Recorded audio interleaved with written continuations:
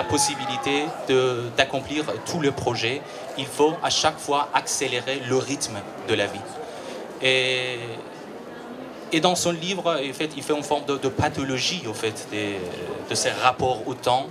Et en ce qui concerne par exemple la ville, on pourra voir une forme de vitesse, des rythmes, et à chaque fois, les sujets sont adressés toujours en abondance par les messages, sans destinataire vraiment précis. C'est-à-dire, je me trouve à chaque fois en tant que destinataire anonyme des messages qui m'ont été adressés. Et là, je voudrais bien, dans un autre moment, je pourrais parler de réactions qu'on pourra avoir en tant que sujet en ce qui concerne la temporalité et la vitesse dans le temps. D'accord, merci. Donc là, déjà, on a deux choses. On a le rapport de la ville avec la couleur et du rapport à la ville à la vitesse. Hein. Et comment peut-être aussi déjà commencer à synthétiser les deux. Moi, ce sera deux moments actuels, deux moments historiques, hein, peut-être les années 20-30 et aujourd'hui. 20-30, pourquoi 20-30, dans l'histoire occidentale, c'est la première prise de conscience de la grande ville moderne. Hein, c'est la naissance de la sociologie de la ville et des gens aussi comme Krakauer en Allemagne, hein, qui disent la ville, on ne comprend plus rien, ça va trop vite, il y a trop de sensations, il y a trop de stimuli. Hein, et ça, c'est intéressant. Pourquoi? Parce que ça va trop vite, hein, c'est la circulation, mais qui aussi donne trop de stimuli, c'est la publicité. Hein, parce que dans les années 20 et les années 30, on commence à mettre des néons. Hein, c'est-à-dire, Krakauer dit maintenant la ville, elle est striée d'éclats lumineux.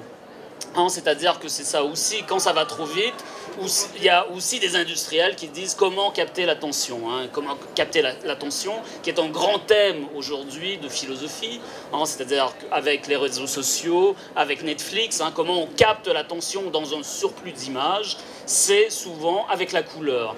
Et ce qui me renvoie à un autre exemple, hein, que je voudrais commenter peut-être aujourd'hui, ça va vous paraître anecdotique, mais pour moi c'est important. Je ne sais pas si vous connaissez le 18e arrondissement. Dans le 18e arrondissement, il y a un playground, hein, un terrain de basket qui s'appelle le playground du Perret.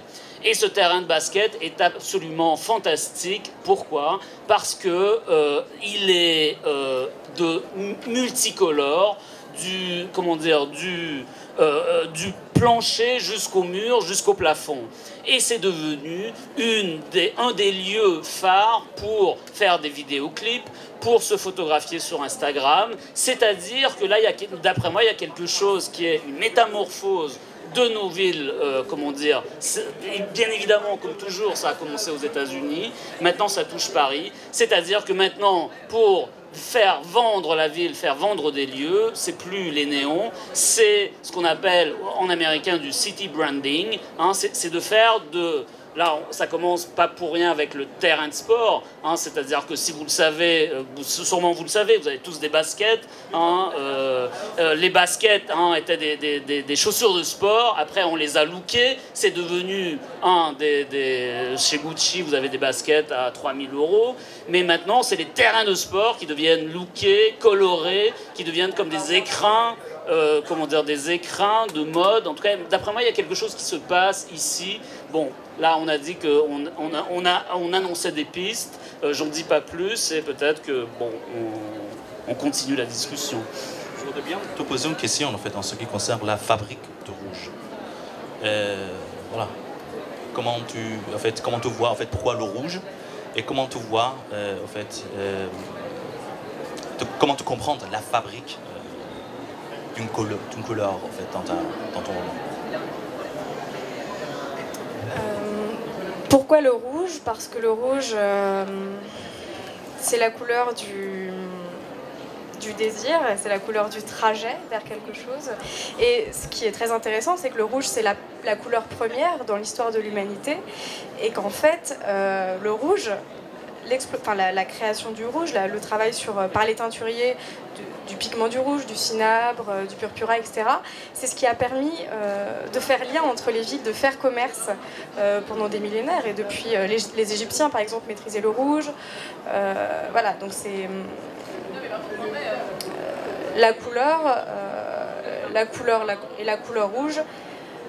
Elle est urbaine, en fait. Elle est urbaine et voilà. Et en fait, je pense surtout à la ville de Naples. C'est drôle parce que tu parlais d'accélération. On parlait de temps d'accélération, on parlait de ce genre de stade et tout. Et à Naples, en fait, la couleur, elle est partout. Elle est sur les murs, elle est délabrée, et puis on la rénove, et puis on remet du rouge partout. Et moi, c'est ce qui m'attire dans cette ville. Et voilà. Je voulais aussi parler d'un texte de Julien Gracq qui s'appelle « La forme d'une ville ». Et dans ce texte, Julien Gracq, justement, parle de la façon dont on aime les villes et dont la mémoire... et dont les villes habitent notre mémoire. Il a une expression que je trouve très belle. Il parle des chambres centrales du labyrinthe d'une ville et qui exercent sur nous un magnétisme, ce qui fait qu'on les revisite indéfiniment. En fait, dans une ville, on va toujours au même endroit. Et moi, dans mon livre, en fait, c'est ça. On est toujours attiré quand on va dans une ville qu'on a aimée, par les mêmes rues, par les mêmes coins, et on les revisite indéfiniment avec un œil nouveau, avec un œil neuf. Et moi, je les réécris indéfiniment, ces lieux-là, en fait. Donc ce sont des zones de désir, et pour moi, la couleur est ce qui constitue ces zones de désir. Et là, je voudrais bien te poser une autre question qui m'intéresse. Et la question sur le temps objectif, le temps chronologique dans un texte littéraire. Par exemple, en lisant par exemple le roman de Virginia Woolf, Mrs. Dalloway, nous avons les sons en fait de cloches de Big Ben. Et je ne sais pas si vous connaissez assez bien. En fait, le texte, dans ce texte-là, on a c'est le même temps, mais perçu dans des perspectives différentes. Et à chaque fois, le même temps joue un rôle très différent dans la vie de la protagoniste, de chaque figure dans son roman. Je voulais te demander, en fait, comment tu vois en tant qu'écrivain, en fait, la question de temporalité dans ton travail.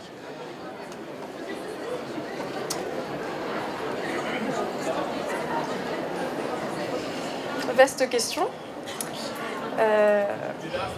Ce qui m'intéresse dans mon travail, c'est un peu difficile d'en parler, mais peut-être qu'on peut continuer un peu sur Mrs. Dalloway, je sais pas. Ce qui m'intéresse dans Mrs. Dalloway, c'est la façon dont effectivement le temps, qu'on appelle comment en philosophie le temps objectif, le Big Ben en fait va rythmer la trame narrative et donc le flux de conscience des personnages de Virginia Woolf qui passe le Big Ben sonne et puis on passe d'un personnage à un autre avec une fluidité qui est extraordinaire et magnifique.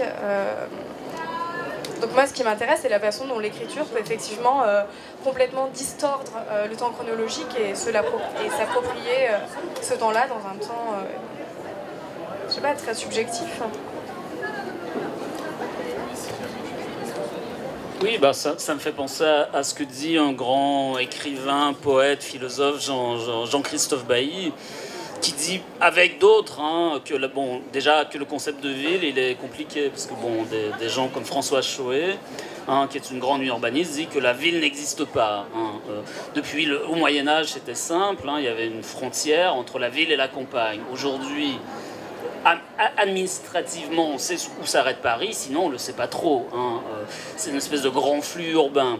Donc Bailly, lui, est un peu radical. Il dit tout ce qui existe de la ville de Paris, justement, c'est les promenades dans Paris, c'est les promenades de traverse dans Paris, c'est pas le temps utilitaire d'aller au boulot, c'est les promenades un peu à la dérive où, dans la mémoire du passant, se crée quelque chose qui est vraiment Paris, quoi. Donc c'est comme s'il y avait une multiplicité, mais dans chaque ville, hein, de villes qui comme ça se faisaient à la dérive. Et moi je trouve que c'est une très belle définition, qui est une définition bien sûr qui part de la littérature, mais pour lui il dit que ça excède la littérature, hein, que la ville justement c'est quelque chose qui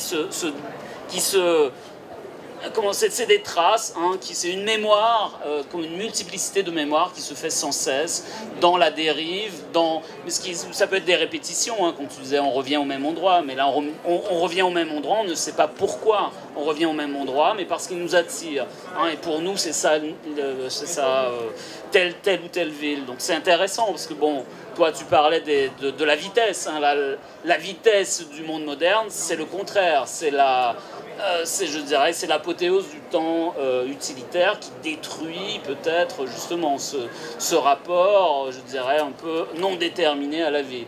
Mais ça, c'est toi le spécialiste de la vitesse et la ville, donc je te passe la parole.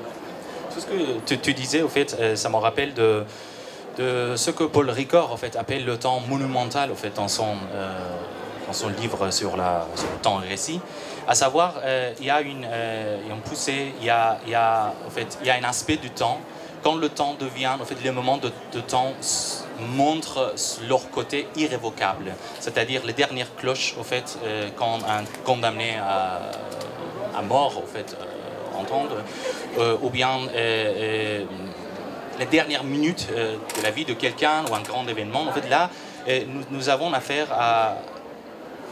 à la temporalité, le temps du monde, dans son côté en tant qu'une forme de menace. Quand le temps, en fait, nous voyons, en fait, nous observons en fait, le fait que le monde va continuer et ma vie subjective va s'arrêter quelque part. Et du coup, je pense dans la ville, quand je creuse, j'approfondis au fait cet aspect de l'accélération. Je vois que dans la ville, la ville pourrait nous donner la possibilité de revenir sur la question de la temporalité, mais en même temps nous cache la possibilité de se mettre en résonance avec le monde. Et avoir une forme de confrontation directe avec le temps du monde. Du coup, ce qui m'intéresse vraiment dans la littérature, dans l'art, dans la création artistique, est le fait que, comme disait notre philosophe Merleau-Ponty, l'art et la création artistique fait les trous en fait, dans le plan du monde. Et nous donne les possibilités pour les points d'appui, les points de départ, pour questionner au fait, le sens en fait, de la vie et le temps.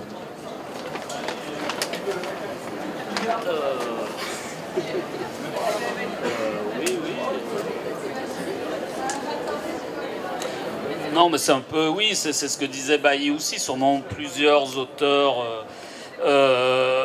disent un peu la même chose. Hein. C'est ce que disait aussi Debord avec la dérive urbaine. C'est-à-dire que mais c'est ce qui est peut-être difficile à comprendre, mais c'est que la ville, encore une fois, n'existe pas. En tout cas, c'est un concept qu'il faut aussi réfléchir. Et la ville n'existe pas si elle n'est qu'utilitaire. Elle n'existe que si, bon, comme tu dis, s'il y a des trous, s'il y a des échappées, s'il y a des dérives. Hein, et ça, c'est intéressant, et c'est surtout intéressant politiquement, parce qu'on se rend compte que la ville contemporaine tend de moins en moins à ça. Hein, il y a de plus en plus de blocages, il y a de plus en plus même de mobilier urbain, hein, bon, contre les SDF, mais on ne peut pas s'asseoir, on ne peut pas...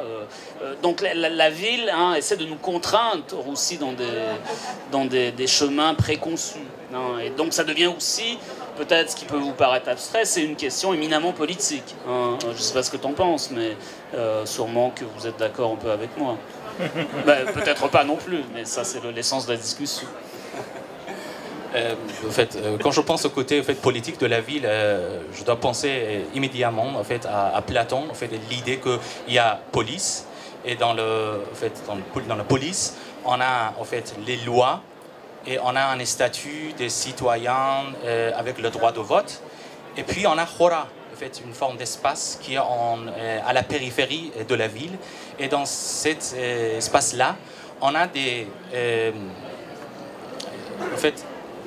le statut des gens qui habitent là, c'est vraiment problématique parce qu'ils sont comme ils sont pas complètement citoyens, mais en même temps leur vie est dépendante en fait de police.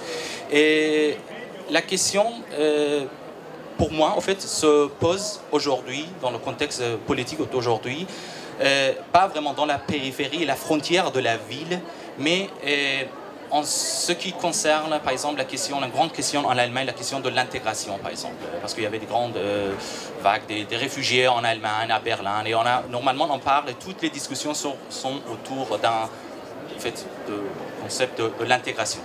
Et le problème là est que, en fait, il y en a des citoyens qui ne sont pas complètement intégrés, et ils sont non plus vraiment des étrangers, ils sont des mi-intégrés.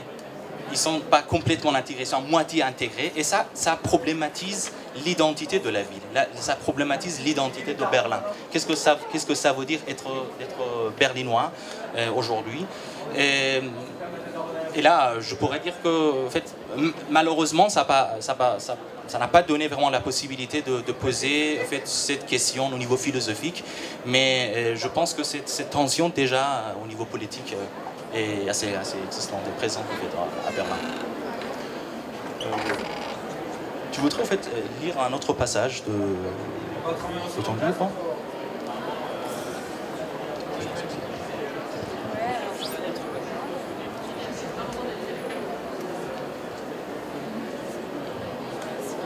Et puis on passe à la discussion avec la...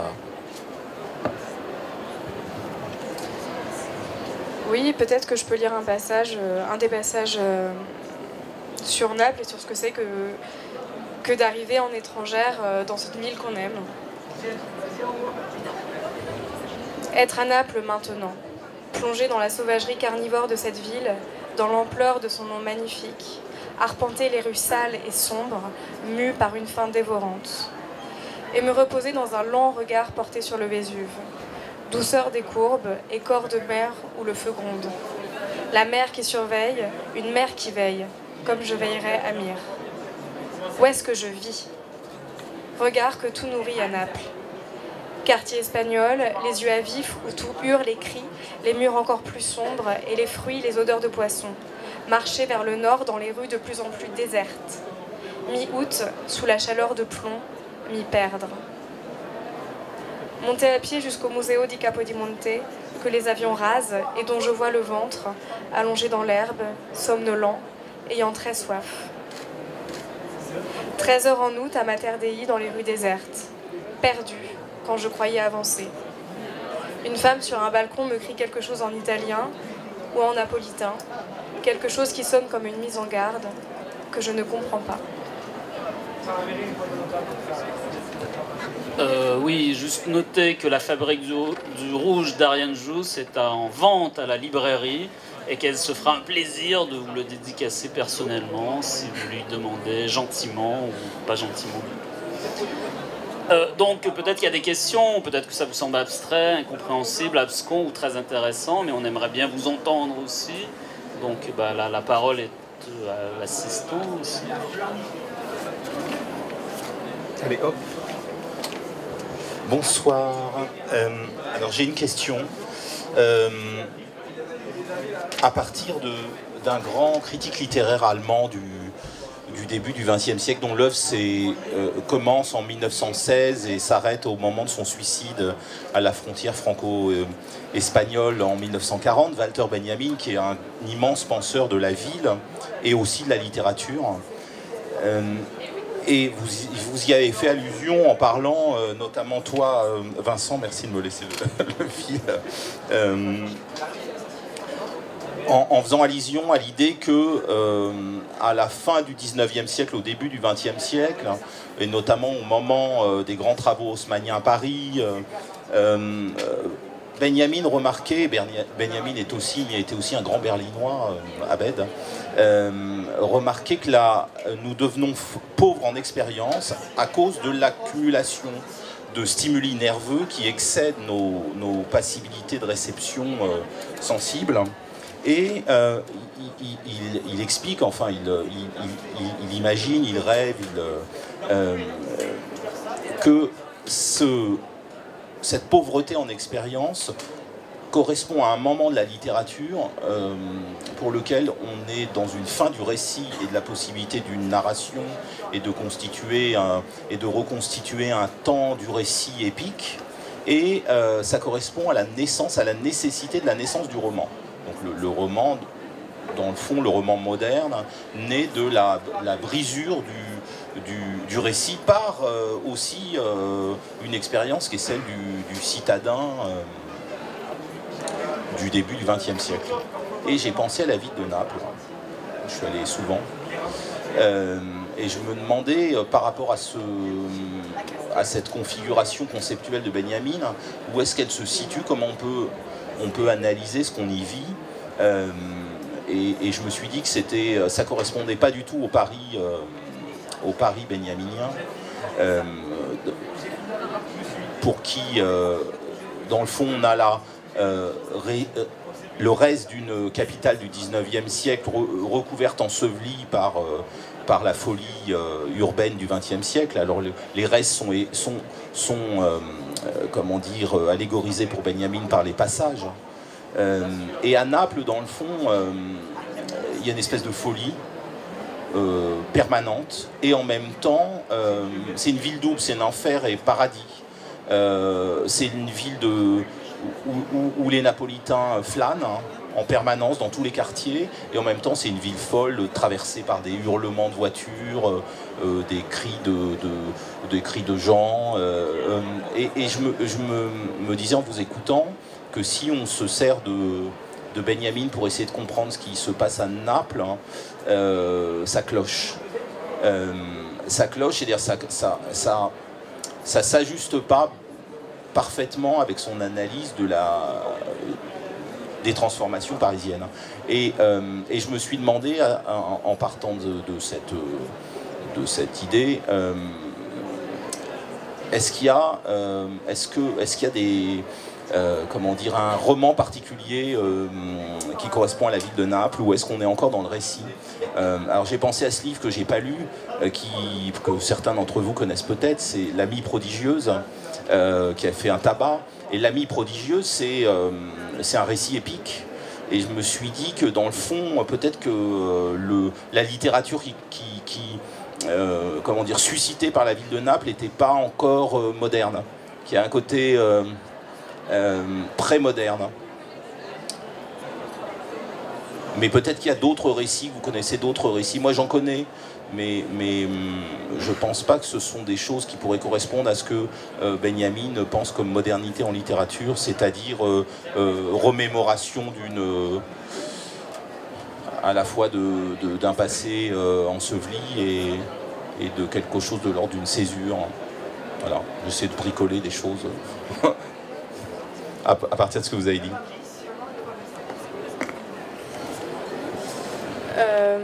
Moi, ce que vous dites, ça me fait aussi penser à Baudelaire, en fait, dans Le Spleen de Paris, justement, qui est un livre qui est marqué par les transformations urbaines. Mais du coup, en fait, je pensais à Naples, et je me dis qu'à Naples, la ville n'est pas transformée, en fait. Il reste des passages, je parlais des quartiers espagnols tout à l'heure, mais des passages qui pourraient correspondre au Paris, alors même si ça n'a aucun rapport... mais quand même, qui pourrait correspondre au Paris qu'a connu Baudelaire avant les transformations haussmanniennes, qui est du coup un Naples qui hurle, comme vous disiez, qui est violent, et en même temps, mais il y a cette grande trouée, je pense à comment ? Oui, et puis le bord de mer, là, ces espèces de grandes artères comme ça, qui correspondent, voilà, il y a un contraste saisissant entre ce mode de déambulation qui est celui du flâneur, donc Benjamin, Baudelaire, et puis en même temps donc, sur ces grandes avenues, voilà, au bord de la mer, et puis en même temps cette vie violente, très rapide. Et le roman napolitain, alors oui, Elena Ferrante, il y a quelque chose de l'ordre justement de ce vacarme, de cette vie très populaire, très désordonnée qui est dans son livre, mais je vois pas de roman vraiment moderne à Naples, en fait. Alors, je sais pas si vous... Je cherche, il y a des Italiens dans la salle, j'en connais une.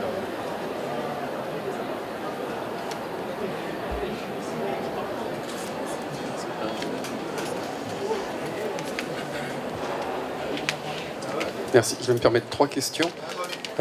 Et simplement, enfin, juste pour dire mon point de départ, je suis chorégraphe et nomade itinérant à l'échelle européenne. Et ma pratique, ça mêle le buto, qui est une danse de la lenteur, entre autres, organique et de la lenteur, et dans les interstices urbains.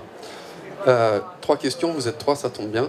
La première, par rapport au trajet de Hardam à Naples, j'ai une résonance psychanalytique par rapport à quel serait le trajet inverse de quel refoulé.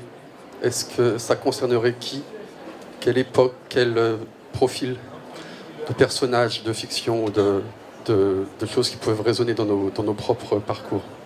Parce qu'il y a des villes qu'on n'atteint jamais. La question par rapport à la couleur, ça me résonne en termes de synesthésie.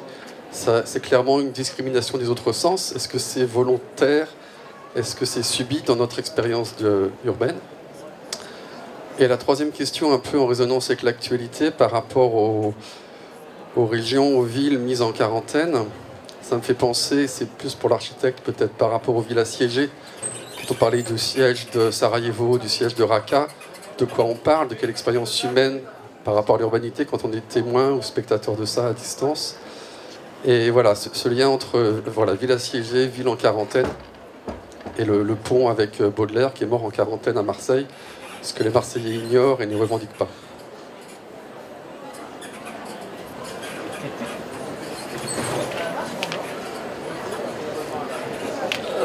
Je sais pas, mais en tout cas, ce qui est sûr, c'est qu'il y a toute une esthétique aussi, ça on n'en a pas parlé, mais une esthétique des ruines. Bon, ça a commencé, en Occident, on peut dire Hubert Robert au XVIIIe siècle, mais même l'architecte d'Hitler, Speer, voulait faire de Germania, cette grande ville, la plus grande ville de la civilisation occidentale, mais qui ferait aussi les plus belles ruines à venir de la civilisation occidentale. Donc il y a un rapport, comment dire, très esthétisé, mais bien sûr au XVIIIe siècle c'est une métaphore aussi de la finitude humaine, mais moi je dis ça pourquoi, c'est-à-dire que moi je m'intéresse beaucoup à l'image, c'est vrai que ça vient faire image un peu écran par rapport aux violences d'aujourd'hui, c'est-à-dire qu'il y a des documentaristes qui vont en Syrie et qu'on peut pas soupçonner, mais un peu d'esthétiser, si vous voulez, des images de l'horreur, parce que dans notre inconscient collectif, les ruines, il y a une espèce de complaisance avec cet imaginaire des ruines, et que je trouve, en tout cas, je ne sais pas si c'est là où vous vouliez nous amener, mais c'est là où je vais, en tout cas en vous écoutant. Je trouve que c'est très intéressant, parce que si vous me comprenez bien, je trouve ça problématique, que viennent... quand on regarde les villes en quarantaine ou les villes détruites des guerres d'aujourd'hui, on a dans notre imaginaire ces visions un peu romantiques des grandes ruines d'autrefois, parce que c'est pas du tout la même chose. Donc voilà, sur le reste, je passe la parole à mes camarades.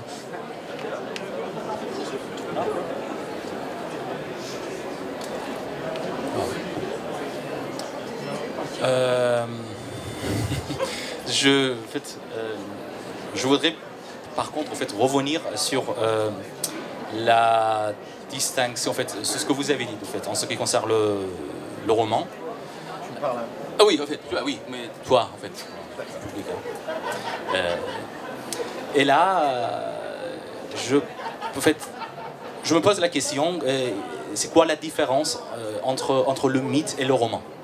Parce que dans le mythe, on a un récit de l'origine, un commencement. Déjà dans la théogonie hésiodique, on a un chaos, en tant que commencement, le chaos, chaos, en grec, c'est la béance. Et on a besoin d'un récit de l'origine. Alors que dans le roman, on n'a pas tout simplement un récit du commencement, de l'origine, mais on a un récit temporel, la temporalité entre déjà dans le récit. Et du coup, si on compare le mythe avec le roman, je dirais que dans le roman, le commencement est presque arbitraire. Le roman peut commencer presque n'importe quel moment de la vie de protagoniste. Alors que dans le mythe, nous avons besoin il faut justifier en fait, le commencement, sinon cet aspect arbitraire resterait dans le mythe. C'est ce que en fait, je dirais en pensant en fait, à la ouais. Oui. Et aussi Lukács aussi, en fait. Merci. Alors moi j'ai une question, mais je ne sais pas si elle va passer. Non, je voulais avoir votre opinion sur l'endroit où on est en tant que philosophe. Ground control, le fait de se réapproprier des friches urbaines comme ça. Alors des friches urbaines, alors avant il y avait un ground control dans le 18e, je me souviens. Il y a aussi des grands voisins, donc on est dans des espaces qui sont à la fois des réappropriations d'espaces abandonnés, où on leur donne de la vie, en même temps c'est un endroit où il y a des concept stores, des start-upers. Moi je suis dans le 14e, je suis à côté des grands voisins, juste à côté il y a un squat d'artistes, qui est un vrai squat, lui, mais quand même un tout petit peu institutionnalisé, et tout ça est extrêmement ambigu politiquement. Et je suis sûr que vous avez des choses à dire là-dessus, justement, parce que ça se développe pas mal à Paris, et c'est pas inintéressant comme phénomène.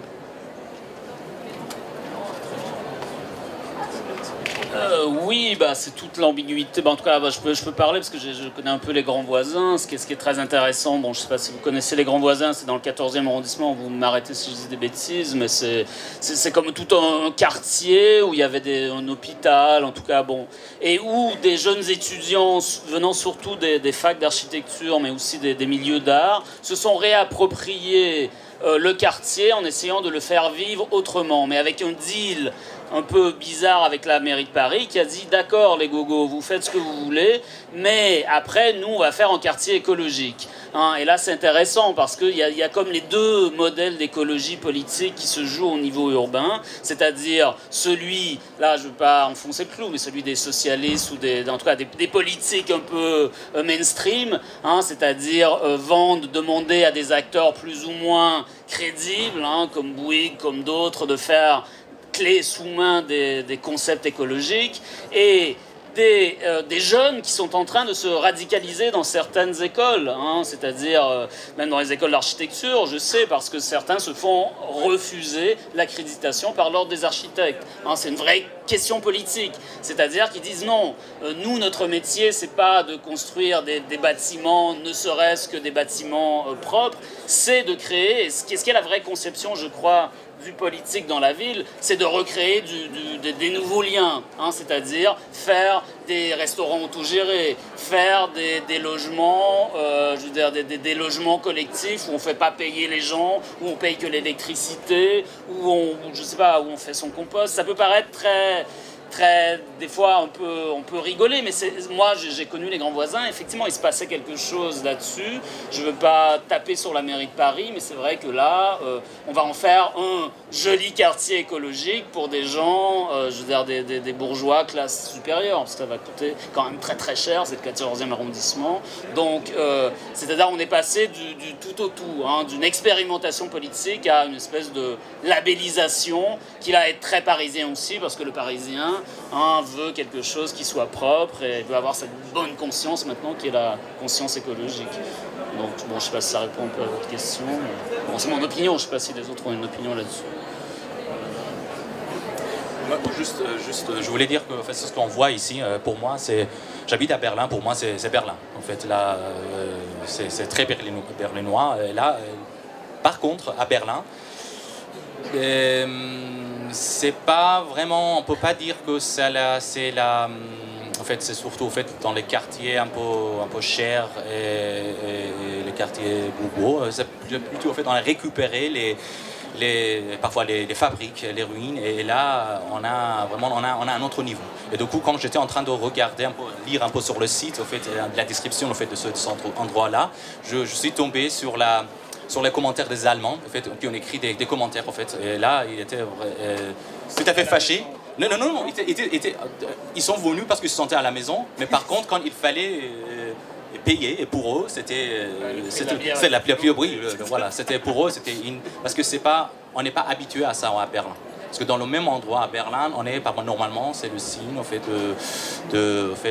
d'aller vers par exemple, il y a un endroit à Berlin qui s'appelle RAW, R-A-W, et là c'est vraiment, ça ressemble à cet endroit-là, mais on a un autre niveau et la public est positive, je dirais. Est-ce qu'il y a encore une autre question, une dernière question? Merci à tous et à toutes et au revoir, quoi.